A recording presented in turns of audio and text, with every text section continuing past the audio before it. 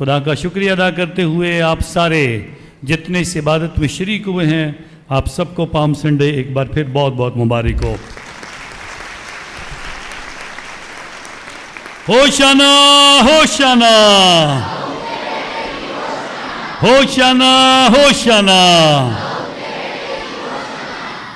खुदा मेहरबान है। और आज जब हम इस बड़े जश्न को खुदावन के हुजूर मनाते हैं, आज से 2000 साल पहले इसी तरह जिस तरह हम आज बड़े ईमान के साथ हाथों में टहनियाँ लेकर गीत गाते, नारे लगाते हुए, शोर करते हुए खुदावन के हुजूर इस इबादत गाह की तरफ आए हैं, ऐसे ही खुदावन का इस्तकबाल करने के लिए लोग अपने हाथों में टहनियाँ लिए हुए शहर यरूशलेम में उसका इस्तकबाल करते हैं, क्योंकि उसका सफ़र यरूशलेम में ख़त्म नहीं होना था।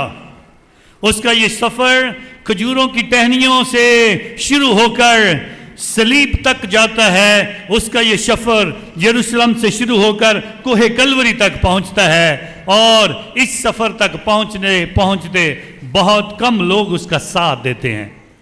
आज हमारी टहनियाँ, हमारा जोश, आज हमारे नारे खुदा के हुजूर बहुत ही खुदावन को पसंद आते हैं, और हम बोलते हैं होशाना होशाना, दाऊद के बेटे की होशाना।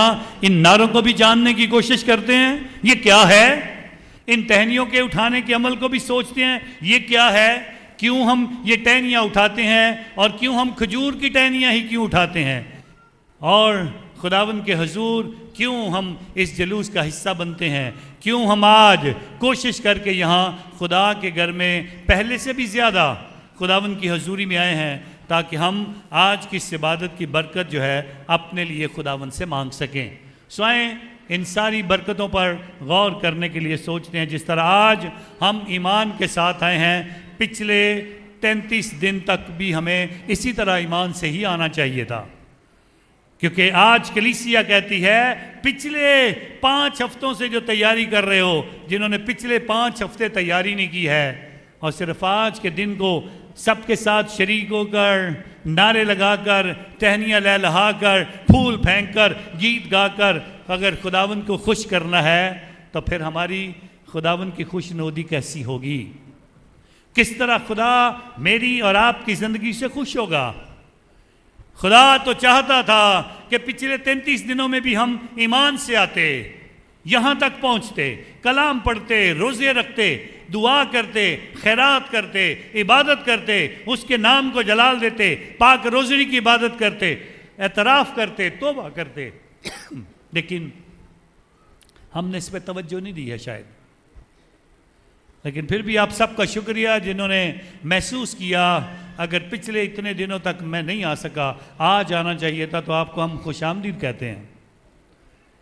लेकिन ये बड़ी बरकत अब भी बाकी है। इस हफ्ते को पाक हफ्ता कहकर पुकारा गया है।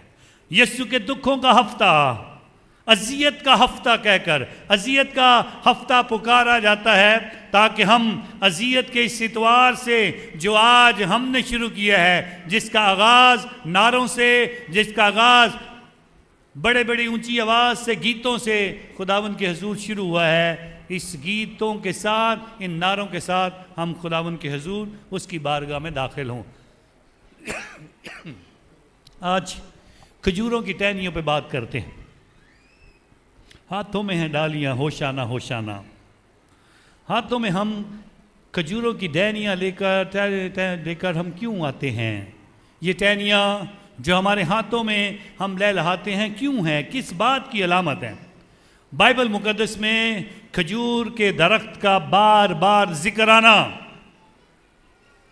तिमर का दरख्त, खजूर का दरख्त, खुदा के हुजूर बार बार आना, और खजूर के अलावा जो टहनियाँ लेकर लोग इस्तकबाल करते थे वो जैतून के दरख्त की टहनियाँ थी।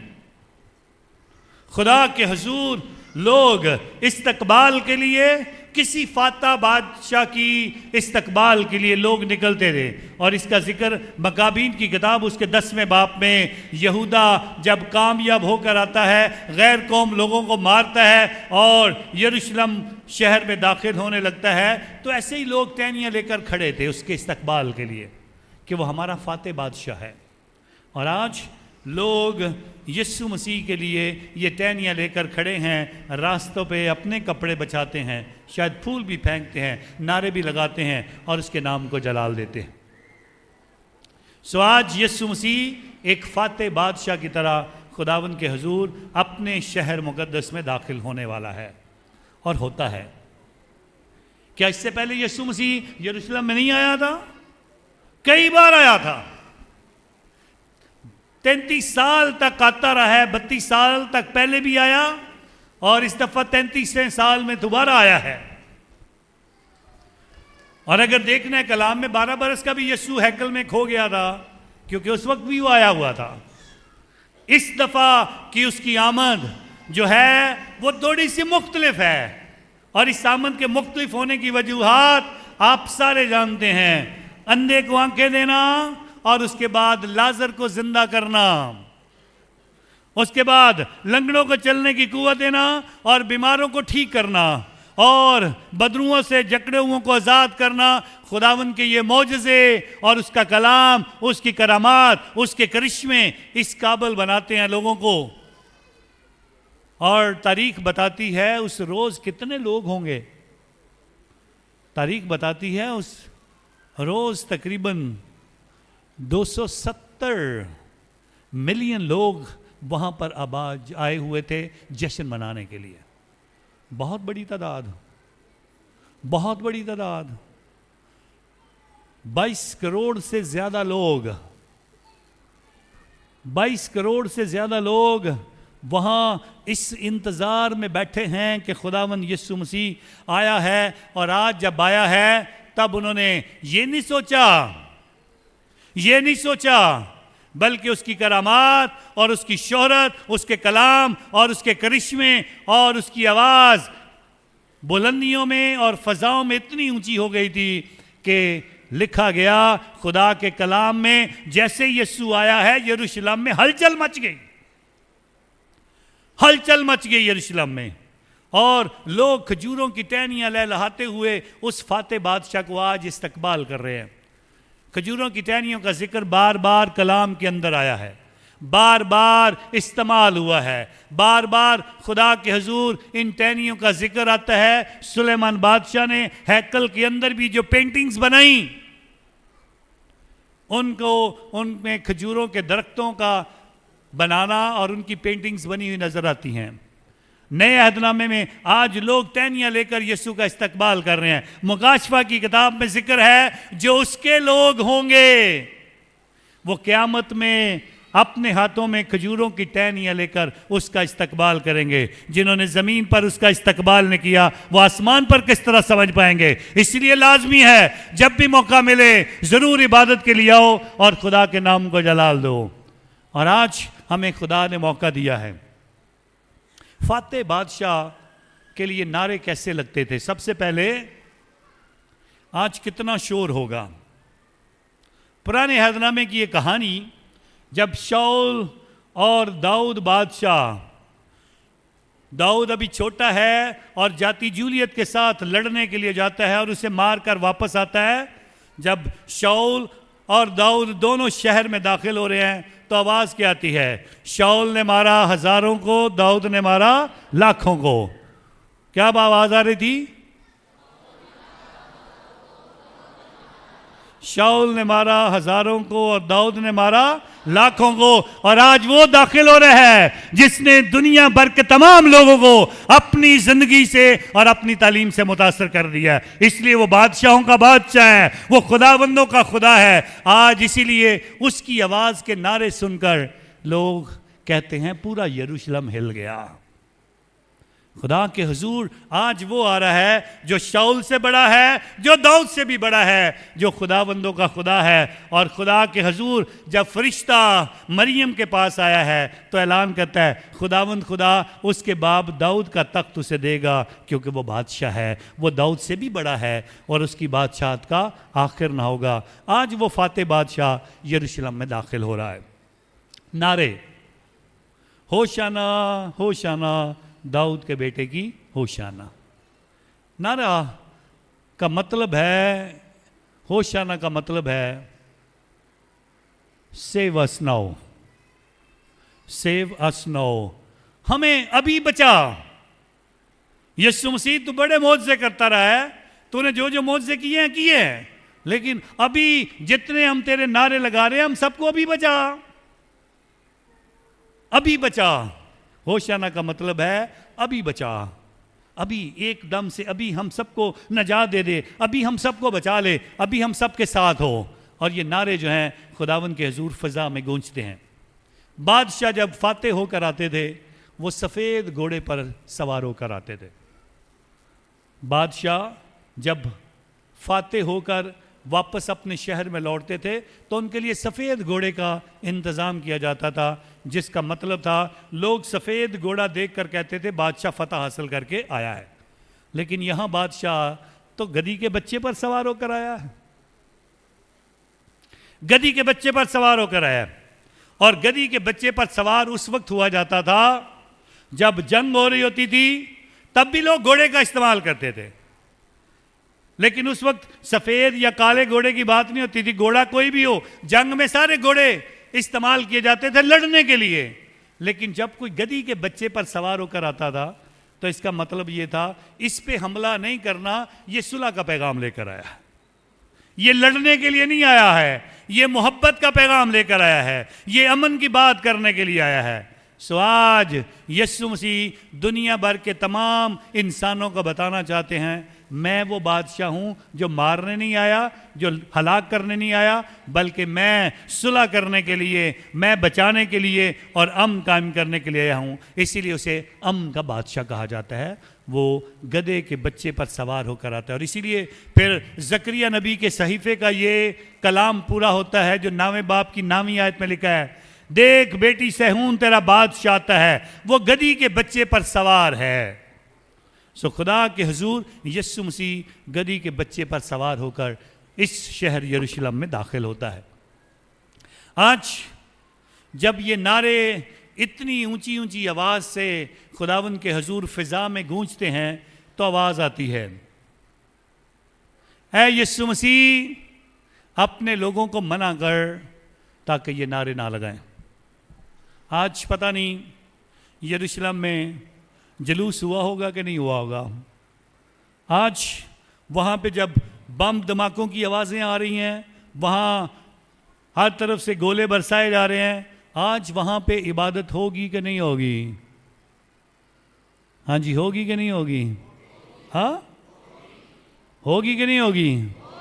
क्योंकि मसीह लोग मौत से डरते नहीं हैं। और इसीलिए आज आप भी बारिश और मौसम से नहीं डरे हैं। आपने कहा हमने चर्च ज़रूर जाना है, मौसम जैसा भी हो, खुदा आपको बरकत दे। और मैं उम्मीद करता हूँ आज चाहे दुनिया में कर्फ्यू भी लग जाए, चाहे लोग मना भी कर दें, और आज यीशु के शागिर्दों को मना करने के लिए बात पहुंचाई जाती है, तो आवाज़ क्या आती है? आवाज़ क्या आती है? अगर ये चुप भी हो जाएंगे तो ये पत्थर चला उठेंगे कि मैं ही खुदावंद हूँ।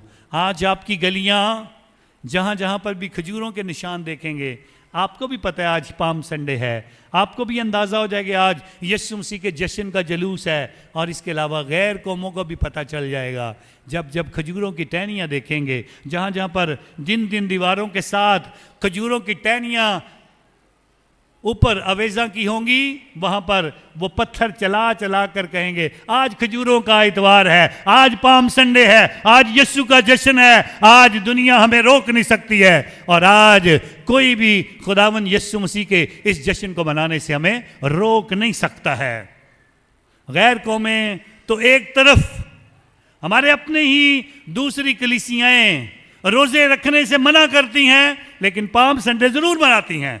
ये खुदा की बरकत है, क्योंकि ये जश्न खुदा की तरफ से मुकर्रर किया गया है और कलीसिया इसका इजरा 8वीं सदी में करती है और कहती है हमें खुदावन के हुजूर इस जश्न को मनाना है, हमें होशाना होशाना के नारे लगाने हैं, हमें यीशु के नाम को जलाल देना है, हमें खुदा के हुजूर इस तालीम को फैलाना है, हमें यीशु का पैगाम लोगों तक ले जाना है कि वो अमन, सुलह और सलामती का शहज़ादा शहजादा है, जिसकी तालीम सबसे मुख्तलिफ है, जिसकी बादशाह दूसरे बादशाहों से मुख्तलिफ है, उसी की बादशाह की बातें हम खुदावंद के हुजूर आज उसके कलाम से सुनते हैं। सो ये इबादत का पहला हिस्सा है जिसमें हम सारे इन बातों को सीखते और सुनते हैं। इबादत के हिस्से में हम जब चर्च में आ गए तो चर्च में तलावतें, कलाम, इस लतूरिया के ज़रिए से, इबादत के इस अमल में शरीक होने के ज़रिए से हम देखते हैं इबादत का मिजाज आहिस्ता आहिस्ता बदल गया है। ये इतवार जो अज़ियत का इतवार, ये इतवार जो यीशु के दुखों का पाक हफ्ता शुरू हुआ है, ये हफ्ता जो पाक हफ्ता है, जिसे होली वीक कहकर पुकारा जाता है, बताया जाता है, इस हफ्ते का एक एक दिन बड़ा अहम है, इसलिए इसे पाक कहा गया। इस हफ्ते में यीशु के दुखों में इजाफा होता है, एक एक दुख का जिक्र किया जाता है और कलाम की ये लंबी तलावत आज हमारे सामने रखी जाती है, जो यरूशलेम के सरहदों से शुरू होती है, जहाँ नारे हैं, जहाँ खजूरों की टहनियाँ हैं, जहाँ ऊंची आवाज़ें हैं, जहाँ लोग कपड़े फेंक रहे हैं, जहाँ यीशु का इस्तकबाल किया जा रहा है, जहाँ लोग उसे झुक झुक कर सलाम कर रहे हैं, जहाँ लोग उसे बादशाह मान रहे हैं। आज आहिस्ता आहिस्ता पूरी तालीमात, आज आहिस्ता आहिस्ता पाकमास की लतूरिया, खुदा का कलाम आहिस्ता आहिस्ता में बताता है, यीशु के मरने तक का वाक़या हमारे सामने रखता है, ताकि हम समझ लें पाक हफ्ते में जैसे जैसे दुख बढ़ेंगे वैसे वैसे हम खुशी की तरफ बढ़ेंगे। जैसे जैसे दुखों में इजाफा होगा, खुदा हमारे लिए नजात का मंसूबा तैयार करेगा। जैसे जैसे यीशु सलीब का बोझ उठा के चलेगा, हमारी नजात का काम मुकम्मल होता हुआ हमें नजर आएगा। और इसीलिए इस पाक हफ्ते में हम खुदावन के दुखों पर गौर करते हैं और फिर इन दुखों के बाद खुदावन के हुजूर उसके जी उठने की फजल की तरफ भी बढ़ते जाएंगे। और जब हम दुआएं मांगेंगे तो इसीलिए फिर यीशु के दुखों का भी जिक्र होगा और फिर बताया जाएगा कि हम उसके जी उठने के अमल में भी शरीक हो सकें। सो आज गौर करने की कोशिश करते हैं, अंदर आकर नारे बदल जाते हैं। जब पाक कलाम पढ़ा जाता है तो फिर होशाना होशाना के नारों की जगह ये नारे गूंजना शुरू करते हैं, ले जा इसे सलीब दे, ये हमारा बादशाह नहीं है। बाहर कहते हैं बादशाह है, यीशु बादशाह है, लेकिन जब उसके खिलाफ हसद, नफरत और हम गुनाह करना शुरू करते हैं तो फिर हम खुदा से दूर होना शुरू करते हैं। जब हम अपने आप में खुदा से दूरी इख्तियार करना शुरू करते हैं तब भूल जाते हैं हमने होशाना होशाना कहा था। तब हम छोड़ देते हैं कि होशाना होशाना के ये बरकत जो मांग रहे थे, ऐ खुदावन हमें बचा और अभी बचा, उसको भूल जाते हैं क्योंकि हम आहिस्ता आहिस्ता खुदा से दूर होना शुरू कर देते हैं और फिर हमारे नारे बदल जाते हैं। हम शैतान के करीब रहना शुरू कर देते हैं, हम खुदा से दूरी इख्तियार कर लेते हैं और आज हमें बताया गया उससे दूर रहकर हमें कुछ भी नहीं मिलेगा। स्वयं उसकी बादशाह पर थोड़ी सी बातचीत करते हैं। ये फातेह बादशाह जो खुदावन के हुजूर आ रहा है, ये फातेह बादशाह जो हमारी ज़िंदगी में हमें कुछ सिखाने के लिए आ रहा है, पिलातुस अपनी कचहरी के अंदर आज इस बात का ऐलान करना चाहता है, मैं यहूदियों के बादशाह के साथ क्या करूं, मैं यहूदियों के बादशाह के साथ क्या करूं। और वो क्या कह रहे हैं, क्या कह रहे हैं, ले जा इसे सलीब दे। ये हमारा बादशाह नहीं है। अब जो रोज़ों में दुआ नहीं करते हो, रोज़े नहीं रखते हो, जो दुआएं कम करते हो, जो चर्च कम आते हो, और जितने आप सारे यहाँ पर बैठे हो, आज यही सवाल अगर मेरा आपसे हो, मैं तुम्हारे बादशाह के साथ क्या करूं, तुम अपने बादशाह के लिए क्या चाहते हो, तुम यीशु मसीह के लिए क्या चाहते हो। पिलातुस आज सबसे सवाल कर रहा है, मैं तुम्हारे बादशाह के साथ क्या करूं। मुझे जवाब ना दो, अपने दिल में कम से कम सोचना तो शुरू करो। क्या आप पिलातुस को जवाब दोगे क्या आप भी उन फरीसियों की तरह हो जाओगे? क्या तुम भी उन फकीयों की तरह हो जाओगे? क्या तुम उन काहिनों की तरह हो जाओगे? क्या तुम शरीयत के आलमों की तरह हो जाओगे? क्या तुम उन यहूदियों की तरह हो जाओगे यीशु के जो मुखालिफ हैं? तुम आज अपने बादशाह के लिए क्या चाहते हो? ये सवाल आपके लिए है, और आप सोचो अपने दिल में, दिमाग में एक थोड़ी सी बातें रखो, गौर करने की कोशिश करो। पिलातुस आज आपसे सवाल कर रहा है, मैं तुम्हारे बादशाह के साथ क्या करूं? सो अपने बादशाह के लिए जो चाहते हो वो खुद अपने लिए मांग लो। कितना प्यार करते हो, कितनी मोहब्बत करते हो, कितना उसके ऊपर भरोसा है, कितना आपको यकीन है उस पर, कितना उससे मांगते हो, कितना वो आपके करीब है, कितनी आपकी उसके साथ दोस्ती है, कितना ताल्लुक है, कितना वास्ता है, कितना रिश्ता है, इस बात को याद करने की कोशिश करो। हमें समझ नहीं आती है, लेकिन यहूदी इस बादशाह का इनकार करते हैं, ये हमारा बादशाह नहीं है। और अगर आपको भी समझ नहीं आ रही, आप भी यीशु को कह रहे तू मेरा बादशाह नहीं है। जब आप भी उसके साथ कोई ताल्लुक नहीं रखते हो तो आप उसको कह रहे हो तू मेरा बादशाह नहीं है। फिर पिलातुस ने एक काम बड़ा किया है, 3 जुबानें उसने इस्तेमाल की, रोमी जुबान, लतीनी जुबान, और उसकी लतीनी जो है रोमी जुबान है, उसके बाद यूनानी जुबान इस्तेमाल की और इब्रानी जुबान इस्तेमाल की।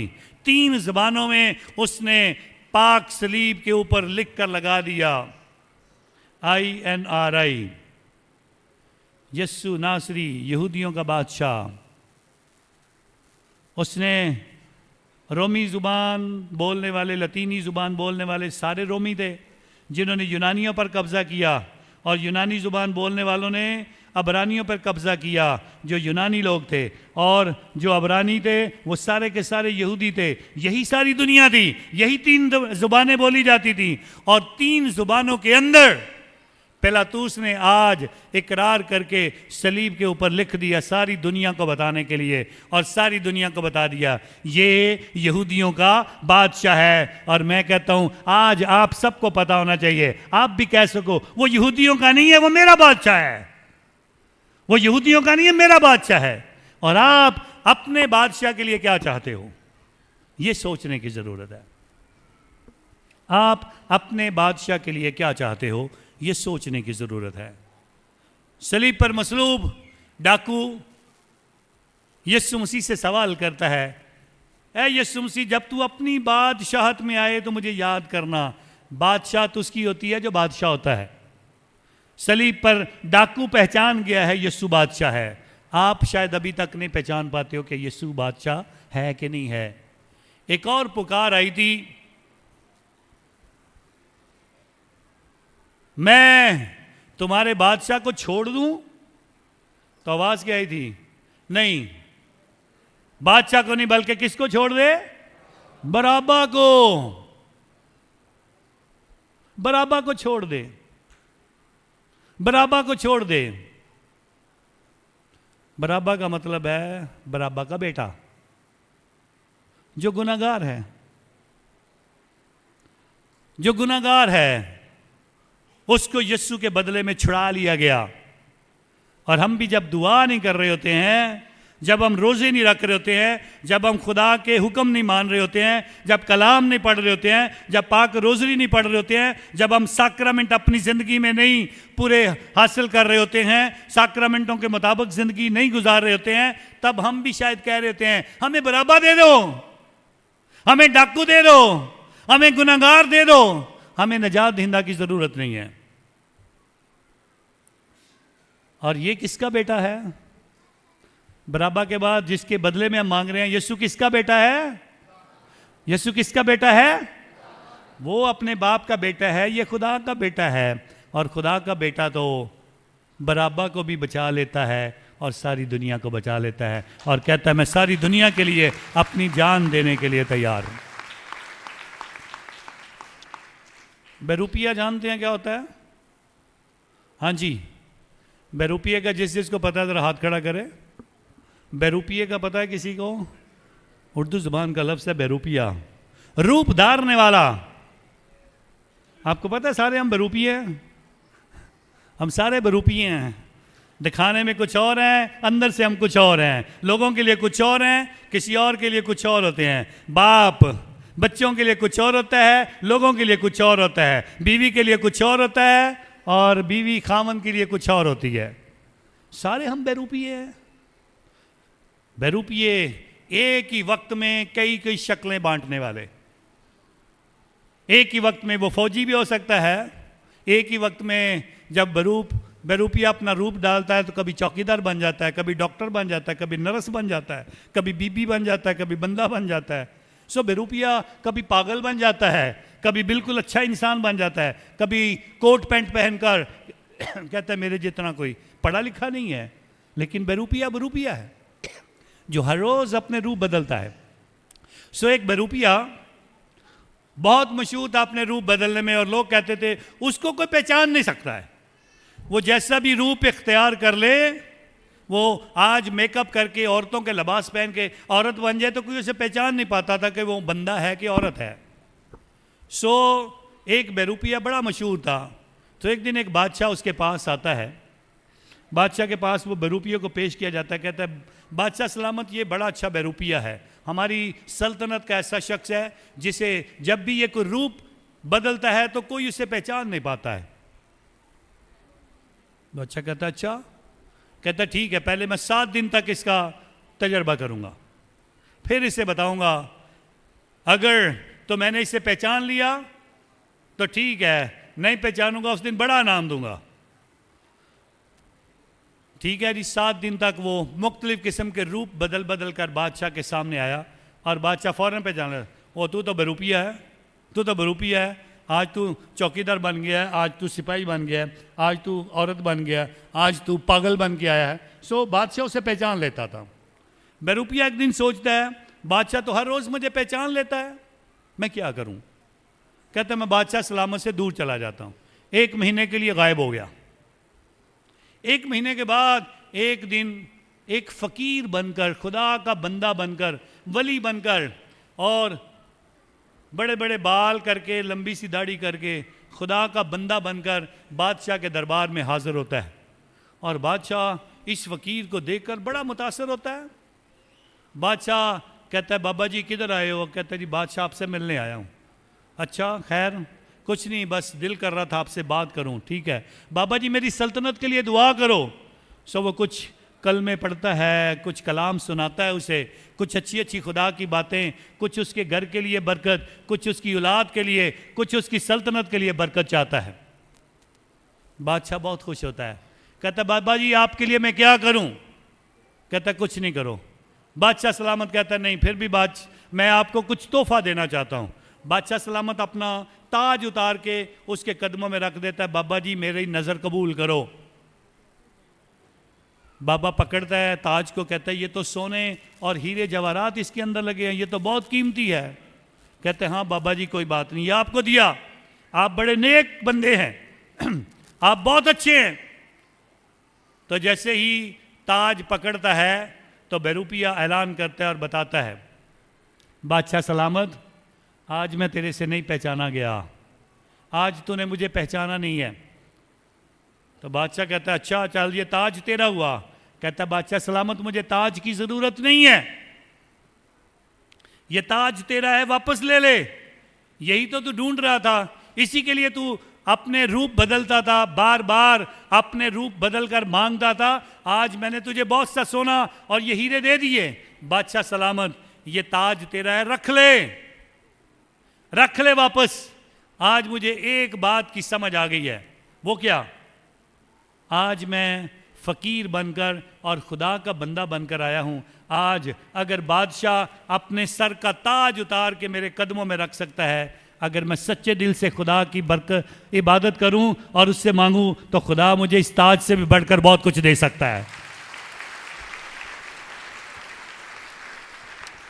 हमें सोचना है आज आप भी खुदा से कुछ नहीं मांगते हो, छोटी छोटी ख्वाहिशें, छोटी छोटी चीज़ें। खुदा तो चाहता है अगर तुम मुझे बादशाह मान लो, पहले ढूंढो तुम उसकी बादशाही, तो फिर क्या करूंगा मैं, सारी चीजें तुमको मिलती जाएंगी सारी चीजें। हम छोटी छोटी चीजें मांग मांग कर कहते हैं हम बड़े अच्छे हैं और बड़ा मांग रहे हैं।